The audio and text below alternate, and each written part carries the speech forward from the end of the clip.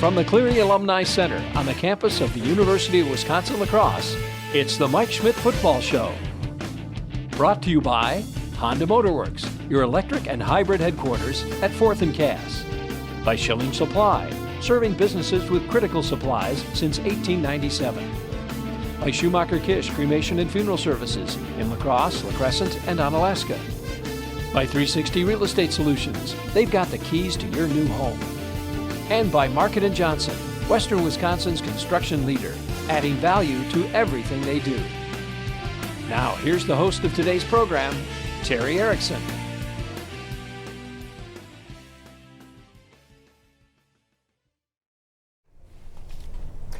Welcome to UW-La Crosse. We are in the Cleary and Friends Alumni Center for the weekly Mike Schmidt Football Show. The show is live on the stream and played back every Tuesday at 6:30 p.m. As we do each week, we want to acknowledge our sponsors who have been so gracious and in supporting us this year. Schilling Supply, Honda Motorworks, Schumacher-Kish Funeral Homes, 360 Real Estate, and Market & Johnson. We also want to acknowledge all of our friends and supporters here. Lots of faces been here all year, Mike, and lots of new faces. So thank you for being here this week for the Mike Schmidt Show. Well, and now the star of the show, Coach Mike Schmidt. We're back. Well, we didn't have a chance to meet this week, but we had talked earlier about maybe the concern for ending the season. You had 1-2 in a row, Platteville, River Falls. And then also Eau Claire coming off a big win over Oshkosh. Take us through your thoughts in preparation for that game. Yeah, I mean, we knew they had been playing really well down the stretch, you know, and I kind of made these comments that, yes, they had beaten Platteville the week before, or a couple weeks before our game, and they had beaten Oshkosh certainly the week right before our game, but sandwiched in there was a 40-22 loss to River Falls. And so, you know, they weren't playing at an unbeatable level. They weren't they weren't doing things that were just extraordinary. We just knew they were playing really hard. Maybe the other teams had maybe underestimated them a little bit, and we knew that our team wasn't going to do that. So I think, you know, going into it, it was making sure that we took care of the football, made sure that we were sound on defense, and we'd have a really good game plan going forward. Good. You know, when you looked at the last three games, you outscored your opponents 106-42 in 3 games. In other words, you hit your stride exactly at the right time. Yeah, just like we did last year. You know, it's our team, we're getting our guys to play their best football at the end of the year, clearly. I mean, we won the last game of the year a year ago, 56-7. We were up 42-0 at half. We won this one 42-0, preserved the shutout at the end of the game. Our guys, they continue to get better. They continue to buy in. And what I think you really saw was the emergence of our defense, which we had said all year was really young, was a bunch of new guys that were playing, even the guys that were back hadn't ever really started that were in there. And so you saw that defense really kind of grow, and then down the stretch, our last 3 or 4 games really play really good football. Absolutely. Well, before we break the game down, a quick thought here. After the game, there was still a level of possibility, and maybe even leaning toward probability. But, I mean, it was you were excited because you needed that win to be at least recognized as a potential playoff team. So you meet with them afterwards, and it was highly emotional, I'm sure. And then on Sunday you meet, and you find out what you were hoping did not occur. Take us through that. Yeah, I mean, we knew that our chances of getting in were slim. We knew we needed help, and then, you know, almost immediately after the game, we knew that we didn't get that help from around the country. And it's just, in the new format, it's going to be really difficult to get a 2-loss team in. You know, that's kind of why we scheduled the challenging non-conference that we've scheduled this year and moving forward in the next year. But we knew our chances were low. But, you know, at the end of the game, we weren't really celebrating an opportunity at the playoffs. We were celebrating the season, celebrating the win. It was really funny, actually. One of the Eau Claire radio announcers, a lot of people got this to me, that they were like, hey, Mike Schmidt, and they're celebrating like they're in the playoffs. And I'm like, no, this is how we celebrate wins. You know, we like to win at the end of the year, and this is how we celebrate just winning and being around each other and playing good football. And it had nothing to do with thinking we were in the playoffs. All of our guys, including me, we knew our opportunity to get in was very small. We did watch the selection show together, but again, because we did have a chance to be in it, But really, it's about building the program and moving forward, and those guys being in the room like that. So there wasn't much subjectivity, you're saying, then, in what you had accomplished during the year, which entered into the possibility. It was more objective. Yeah, it's very about the formula and wins and losses, win percentage, strength of schedule, those kind of things that go into it, cross regionally, and hey, you can't control that. We haven't lost non-conference in Division III since we've been here, and that shows that just the power of our league. But now we've got to take that next step to put ourselves in a position to win it. Well, to the game, first quarter, a very rare illegal kicking penalty, gave you the ball, and Shramsky finds the end zone 4 yards out, uses his legs, boom, right away, 7-0. Yeah, that was nice. We went 3 and out, they went 3 and out, and then a special teams mistake on their part. We didn't really do anything to affect the kick, to be honest with you, at all. It dropped the ball and kicked it off the ground. So we get the ball in really good field position. We punch it in right away out of that, and that just kind of set the tone for how the rest of that half was going to go. And then still in the first, Mancuski, 56-yard run, and of course another kick by Ryan Byrne. Mancuski, by the way, 19 carries, 141 yards. Whoa. Yep, great game. But so right away, there you are, 14-0. Yeah, and really, we had talked about this a lot. I mean, when you play a defense like they're playing with a cover one look over the top, really is what it is, with a lot of blitzing and movement, that you're defending a lot of different planes of football. So you are defending, maybe a plane behind the line of scrimmage, another one there, and then still your secondary. And for us, we were able to, once we got through there, there's nobody around him for 56 yards at all. I mean, it wasn't even close. And I think even he thought he was probably going to get caught from behind with it when he broke through and there's nobody there. But, yeah, I mean, boy, we couldn't have started any better with that. Oh, my gosh. And then second quarter, you just keep right on. Simonchek, 40 yards. Speaker, 66 yards, 28-0. You stunned the crowd. It's like, I think we're going to go down on Water Street now. Some of the kids are probably saying. Yeah, and I'll say those two, the touchdown catches and runs by Jake and by Cole Speaker were unbelievable. I mean, Jake's catch and run was, it was a 5-yard pass that results in the touchdown, and Jake just makes everybody miss. And that's what we had kind of talked about throughout the week, was let's get the ball in their hands, because I'm not sure that there's anybody that can tackle Cole or that can tackle Jake out in the open field, and they couldn't. Cole, he's one-on-one with Rosado, makes the catch and is able to break the tackle and finish it, and really has a great run down the stretch there. So, yeah, our defense came up big with 2 stops in the red zone. We caused the fumble on the goal line of Proctor. We get the interception. A.J. Villarreal has the interception right at the end of the half to keep him out. That was awesome. Absolutely. And then to the second half, early in the third, Shramsky again, 48-yard run. Rick and I talked all season long about his incredible use of his legs, which I think people didn't appreciate. Yeah. And then Josh Rea, 11-yard run, Shramsky on 6 plays, final 42-0.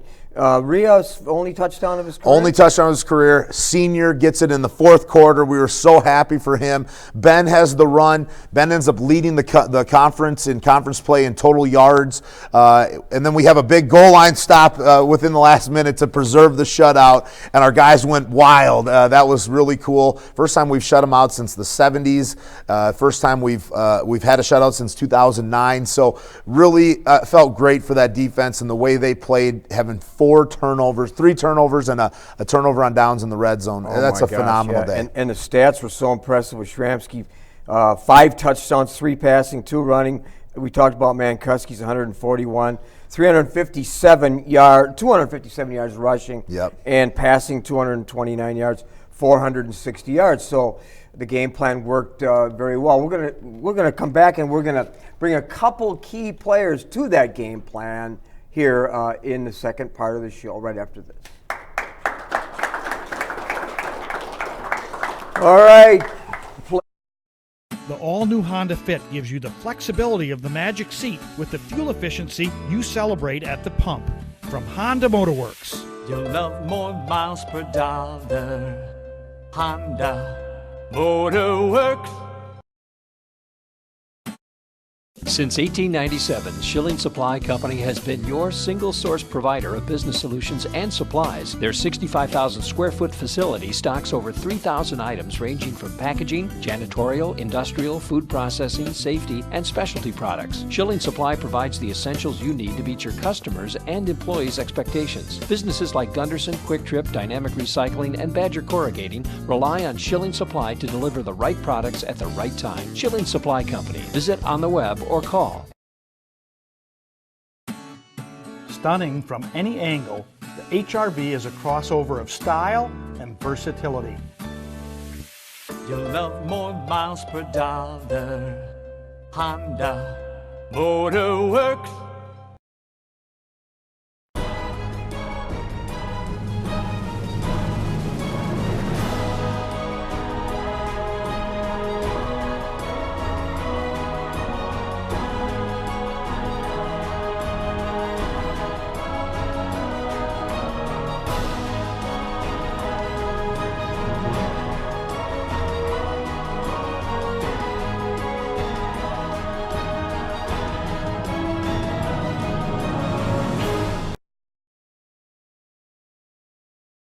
.360 Real Estate Solutions has the keys to your new home. Introducing the Hub on 6th, rooftop lofted condos for sale. Beautifully designed with open floor plans up to 3 bedrooms. The Hub has what you need for city life, from studios to 3 bedrooms to fit your lifestyle and your pocketbook with the extra touches that matter. A rooftop sports court, bike storage with a washing center, community rooms, storage units, laundry, a pet walk, and a workout room. Get your tour today at hubon6.360.bz.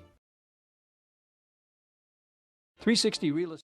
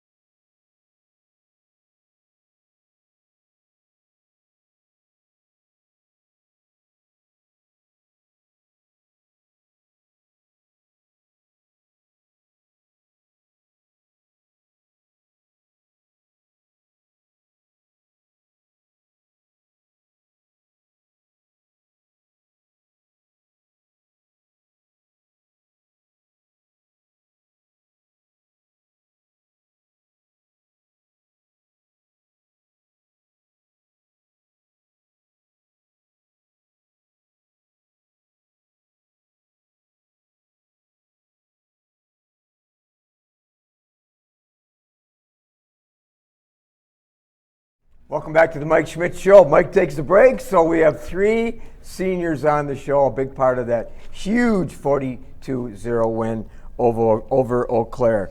And they are A.J. Villarreal, Eli McGeehan, and Ben Shrimsky. Welcome to the show, guys. Thanks for having us.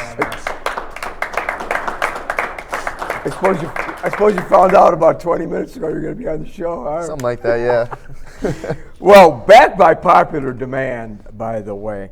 Start with AJ, and I'm sure you can see on the set he's looks a little beat up. But talk about that. What happened in that big game? By the way, you had an interception. You had a huge game, and that's what happens after you have that kind of game, huh? Yeah, thankfully it was an interception. If you slow it down, some people might say I might not have caught it. But I dove for the ball, came up with it, and then I came up, I guess, a little too fast, and one of their guys tackled me right away and kind of planted me on my shoulder. I thought it was fine at first. I came to the trainers, and I was like, hey, can we look at this? I think it's just a stinger. They had me try and, raise my arm, and I heard 2 pops, and I was like, nope, I'm probably done for the day. And when did that happen during the game? It was about halfway through the very end of the second quarter, the last offensive drive Eau Claire had. So, what did you see in tape? And again, it's always amazing to me and intriguing to me as you prepare both on the offense and the defensive side. Your game planning is second to none. What did you see with Eau Claire's offense that was so beneficial in terms of you shutting them down? Just kind of the way the coaches prepare film for us. They kind of tell us what our reads are. They put us in the right situations. My job on most of the plays was to follow the fullback. And sure enough, whenever I came around that edge and the fullback was lead blocking, the ball was right behind him. So just kind of they put us in the right situations to make plays and know where the ball is going to be before the snap even starts. So there was some predictability, and you were able to build on that. Yeah, I would say predictability, or just knowing that they're very sound with the way they run things, and they're really consistent, and we can just be right there when we need to be there. Game planning, a big part of you, Eli McGeehan, and from St. Paul Tartan High School. Yes, I'm familiar with that, by the way. Great career. And by the way, before we talk about that, you started, and just briefly, you didn't start here at La Crosse. That's correct. I played 3 seasons at Southwest Minnesota State, Division II, much like Shramsky, same conference, the NSIC. Did my first 3 seasons there. Decided that I needed to change some things up. And I met Coach Janice and came down here for a visit and just fell in love with the place. Good for you. Well, and you had 10 tackles on Saturday. Yes, sir. You had 16 tackles, if I'm correct, against Dickinson State. Yes, sir. 84 tackles. You led the team, and you had the season that perhaps you didn't even dream of. Yeah, no, a lot of that just comes down to the opportunity that the coaches give us, and that's not an individual effort by any means. If you go look at the stats, the majority of my tackles were assists. That's just being around the ball and the pleasure of being a middle linebacker, having all the D linemen do all the dirty work, and then allowing the DBs to go ahead and get back there and be in coverage. I just get to come up and make plays when I need to. And that's just doing my job in the defense. You are a blessing, both of you on defense. Speaking of blessings, we have next to me, I hope that there's all kinds of honors for him, by the way, including you two postseason. That's Ben Shramsky. This is the second time on the show, maybe the third time, but you're back by, again, popular demand. And you were involved in 5 touchdowns, and you set all kinds of records. A few weeks ago, you and I talked, and you weren't really pleased with the way you were playing, but your true colors came through in the last part of the season. Talk about that. Yeah, it was nice. We got to finish the season strong. As a whole group, I felt like the offensive line finished the season really well. It allowed me to, have more time to throw the ball. Our running backs played really well down the stretch, and it was just great to get a little momentum going at the end of the year, and I wish we would have had another opportunity. So disappointing to end the season when you're on a high note, of course, but let's talk about Eau Claire quickly, because as putting up 42 points and you being an integral part of that, what did you see in their defense that allowed you to exploit some things? Well, we knew going into the week that they play really hard. They play, a fast cover one style defense. They were going to help out on Cole as much as they could and try to take him away from us. So we needed to get some production out of the run game. And Austin Mankowski and Jalen and Stutzman did a great job with that. And then, when they did play cover one or help over to Cole's side, we needed to take advantage on the field. And I thought guys like Jake Simonchek, Devontae, and Dom Labellarte played great, and we needed them to. And what you deflected some of your success, and you did to me earlier too. And you talked about your offensive line, and there was a period in the beginning where they maybe weren't playing at their potential, but they got better and better and better, as all three of you did. What did you say to your offensive line, perhaps at the end of the season and at the end of that game, in terms of what they meant to you as a quarterback? Well, I think they mean everything. It's one of the, just they don't get any accolades really. They don't get any, media time, but they work their butts off every single day doing, the hardest job on the field in my opinion, taking away very stud athletes from all the opposing teams in the WIAC. And it's not an easy job. They work so hard, and it was just awesome for them, to finish on a strong note, have a huge game in the run game for, Austin and Lee having huge holes, untouched. Both of our long touchdown runs were completely untouched. And it was just awesome for them to, to finish strong and believe in themselves because they can do anything that they set their minds to.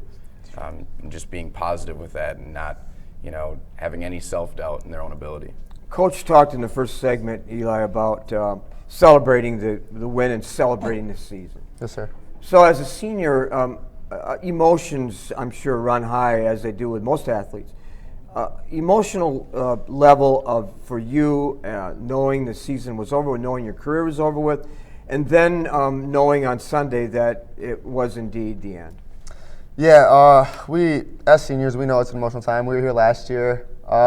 We've all been around that environment, and just looking back through high school, we were all seniors in high school one time, and we weren't sure if we were going to continue to play football or any of that stuff.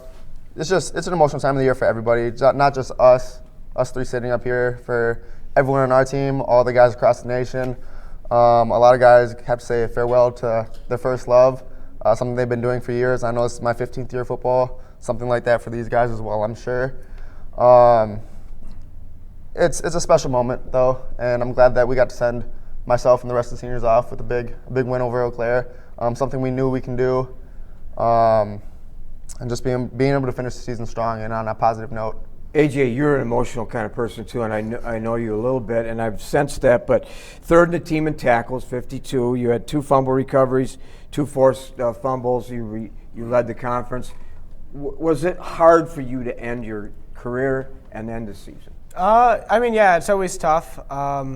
It's something I've been doing every year of my life since I was 7 years old. So that's not going to be a part. And I guess you take for granted that you get that feeling every Friday or Saturday, whether you're playing high school football or college football. And now I just won't have that feeling every Saturday. It'll be when bigger things happen, when I eventually have kids one day, or when I'm coaching. I just won't get that same feeling consistently. But I'll just have to find a way to find my love for football and other things. A mixture of joy and sadness. One last thing, Ben Shramsky, 2,500 yards, 23 TDs in the air, 7 in a run. You're going to be in the record books. You're an emotional person too. As we end the show, what a career you had in addition to AJ and Eli. It was a lot of ups and downs, throughout the career, but I'm glad it finished strong. I'm able to walk away healthy, which is pretty awesome. I never endured an injury where I had to be sidelined throughout my entire career, which is awesome. But I'm very thankful that I got to be an Eagle here. It's an incredible school, incredible group of guys to work with every day. And I'm very thankful for that. I'm thankful to get to know you three because you are special people, and we want to thank you for being on the show, and good luck with the rest of your lives. I hope we can stay in contact. Thank you very much. Thanks for having us. Appreciate it. We'll be back with some closing thoughts with Coach Schmidt because we have a lot more to talk about right after this. Good job, guys. Thank you. I really hope. The all-new Honda Fit gives you the flexibility of the Magic Seat with the fuel efficiency you celebrate at the pump. From Honda Motorworks. You'll love more miles per dollar. Honda Motorworks.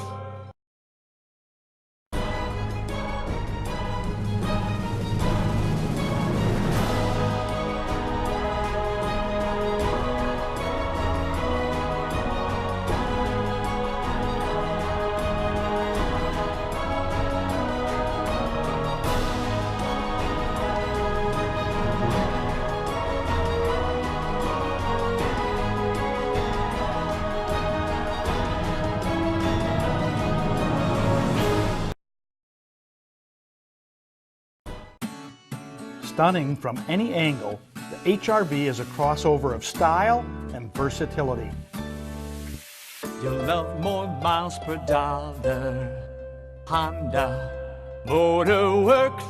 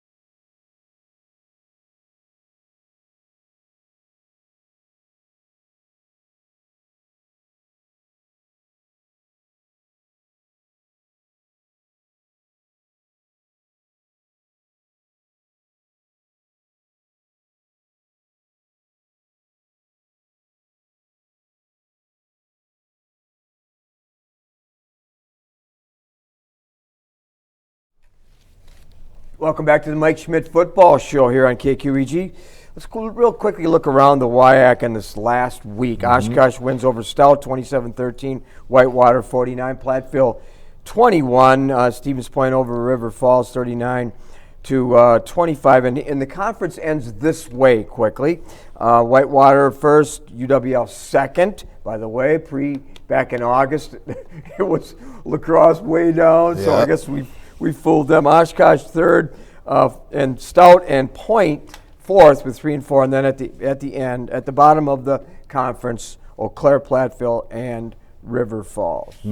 All kind of stack in there, and again, we kind of talked about it going in. Not many people had a lot of respect for our wins last year, and we end up going and finishing second place in the league all by ourselves. It's a great step for our football program, going from we finished fifth our first year, third last year, second this year. So it's been a nice ascension here within the league standings for sure. Ascension equals respect, equals success, equals the Eagle football program. Thoughts on your 3 years? Year number 1, 5 and 5. Yep. Year number 2, last year, set records 8 and 2. Year number 3, just finished 7 and 3. In your career, Coach, 20 wins and 10 losses.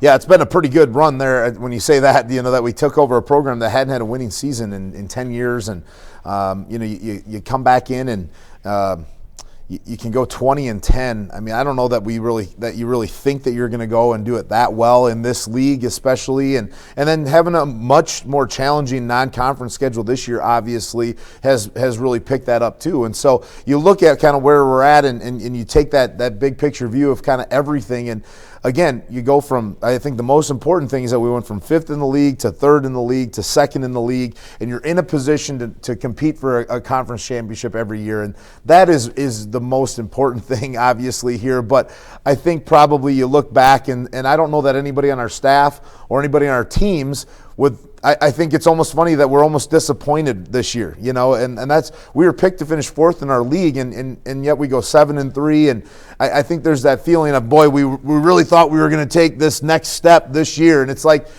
that's not really how it works all the time. There is process into it, and that just shows you that our staff, our players, we all kind of believe in what we're doing here, and we know we're headed in the right direction on where we ultimately want to get to. You absolutely are headed in the right direction. Before we came back on camera, we were talking about, like, you didn't even want the season to end, and I was coaching again this year, and I felt the same way. But real quickly, 2019, I'm ready. I'm ready like you are.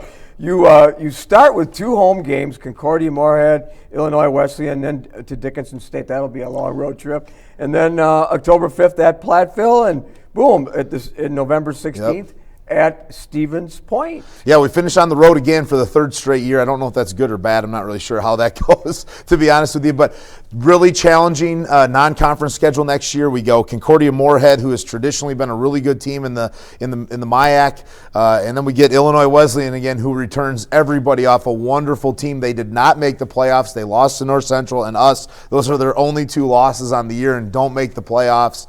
Tough break for those guys. That's a great team coming back. If they wanted to get out of that contract, I think we might want to let them do that if that would be okay. But incredibly challenging non-conference schedule. We got to go out to Dickinson next year. So really tough non-conference, and then you jump right in with Platteville in that first game down at Platteville in your first conference game. So going to be a really challenging year, and we'll see kind of where we measure up. But we got a lot of pieces back and feel pretty good moving forward. You do. In the last couple of minutes, I got about 10 more questions. I won't be able to get it in, but exit interviews, exit meetings with players. How do you do that? Yeah, I start here right after the show, so we'll go through with those guys, and we'll tell them kind of where they stand. We'll ask them if they're coming back or not. This is not scholarship football. They can go and do whatever they want to do, but we'll ask them if they're coming back. What do they love the most about our program? What can we fix? What can I do better as their head coach? And we'll kind of give them an assessment on kind of where they're at, what they need to get to, what they need to fix moving forward into the off season. I don't know if you caught on the air here or any of the fans here. You ask them something, and I don't think a lot of coaches do. You ask them, how can I do a better job to make your career what you want it to be? You actually ask that, don't you? Well, I'm going to tell them some pretty tough things and give them a lot of honesty in a lot of feedback. I need to accept it myself, and so they get to do it with one person, one coach. I have 115 that are going to tell me what I can do better at my job. That'll be really interesting. And I also have 115 guys that are going to give me suggestions on what they think we should do with our program. So that can certainly get sideways in 5 days, but with our guys, hey, I'm open to any and all. All our guys in our program, all our coaches, they have a voice, and we'll certainly listen to what they have to say. So should we invite our viewers throughout the world to send you some suggestions to that? You know what? I do already, so that's okay. I get a lot of people tell me how I should win, how I shouldn't win, what I should say and what I shouldn't say, and generally I don't really care all that much about that kind of feedback, to be totally honest with you. Well, wait a minute. Leaders get those criticism. If you don't like to lead, go sell ice cream somewhere. Yeah. That's what somebody told me. Hey, I'm okay getting it. I'll filter through which ones I want to take and which ones I don't. There you go. Okay, well, it's been an honor, but before we close the show, what's happening around UWL? Well, real quickly, women's soccer having a record-setting year now. Awesome. The Tribune, the media has done a nice job of that. Third rounder playing at Washington U in St. Louis on Friday. Record-setting men's and women's cross-country national meet again this year in Winneconne. If there's anything that makes you want to run faster, it's being 20 degrees in Winneconne, Wisconsin in November. 20. To get back into the warmth, I think is what. We hope it's 20. Yeah, geez. And men's and women's basketball off to 1-0 starts. Women at Wisconsin Lutheran this weekend, and men tomorrow night here against Luther. Mm-hmm. So we want to again recognize our sponsors who've done such a great job for us: Schilling Supply, Schumacher Kish, Honda Motorworks, 360 Real Estate Market in Johnson, as well as all of you for tuning in during this record-setting, spectacular year. And I say that from my own heart and from our crew and from all the people that watch this and so on. We'll be back next year in late August talking about the season with Coach Schmidt. Please remember the show is replayed every Tuesday at 6:30. It's on YouTube, and it's been a pleasure, Coach.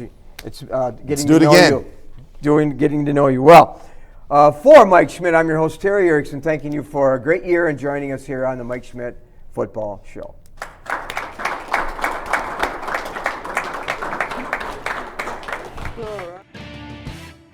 You've been watching the Mike Schmidt Football Show on KQEG TV. The Mike Schmidt Football Show is brought to you by Honda Motorworks, your electric and hybrid headquarters at 4th and Cass. By Schilling Supply, serving businesses with critical supplies since 1897. By Schumacher Kish Cremation and Funeral Services in La Crosse, La Crescent, and Onalaska. By 360 Real Estate Solutions, they've got the keys to your new home. And by Market & Johnson, Western Wisconsin's construction leader, adding value to everything they do. Join us next week at this same time for the Mike Schmidt Football Show.